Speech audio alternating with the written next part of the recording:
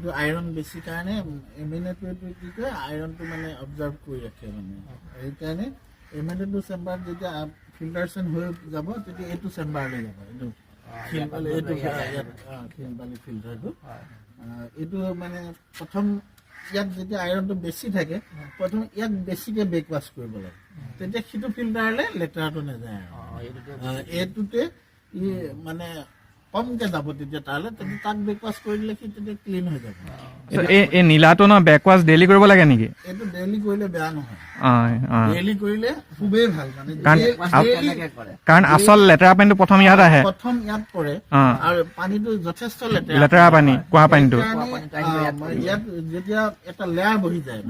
সেই লেয়াৰটো ডেইলি উলিয়াব পাৰিলে জামি নাযায় তেতিয়া এতিয়া বেকৱাছটো কেনেকে কৰে হৈ থাকে বেকৱাছটো আপুনি এইটো ফিল্টাৰ মোড এইটো ৰেঞ্জ এইটো বেকৱাছ এইটো আপুনি ঘূৰাই পেলাই এইটো হেঁচি ল'ব এইটো হেঁচি পেলাই ঘূৰাব ঘূৰাই পেলাই বেকৱাছত দিলে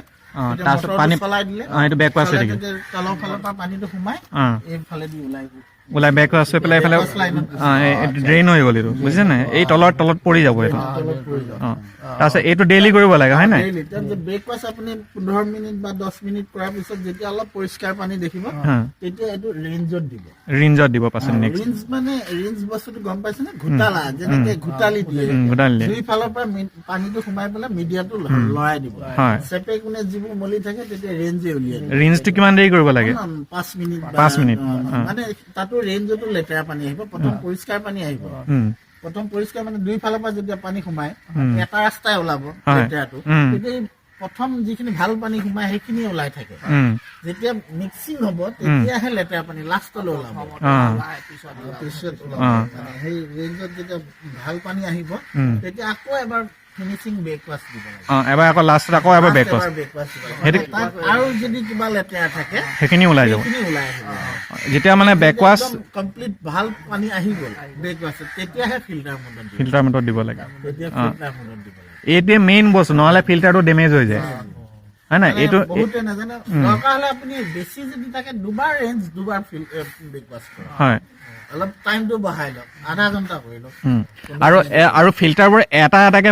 বেকৱাছ কৰিব লাগে এইটো নহয় যে কি এইটো কৰিম একেলগতে দুইটা কৰিম তেতিয়া ই পানীটো ফিল্টাৰ কৰি পেলাই ইয়ালৈ যাব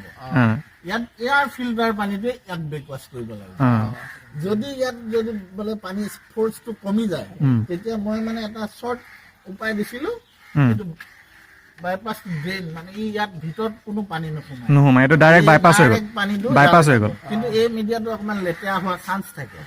সেইকাৰণে মই খুব ইমাৰ্জেঞ্চিতে কৰিব যেতিয়া লেতেৰাটো উলিয়াব নোৱাৰিব তেতিয়াহে কৰিব দিছিলো কৰিব দিয়া নাই জেনেৰেলি ইয়াৰ ফিল্টাৰ পানীটো ইয়াত যাব লাগে এইটো বেকৱাছ কৰিব লাগে আৰু এইটো বেকৱাছ কিমান দিনৰ মূৰে কৰিলে হ'ব এইটো কাৰণ বেছি লেতেৰা পানী নাহেতো ইয়াত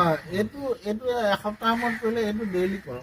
এই প্ৰথমটো ডেইলি কৰক আৰু এইটো এসপ্তাহ মূৰে কৰক আৰু ইয়াৰো বেকৱাছৰ হয় আৰু ইয়াৰো সেই বেকৱাছৰ চিষ্টেম ৰিঞ্জৰ চিষ্টেম ছেম হয়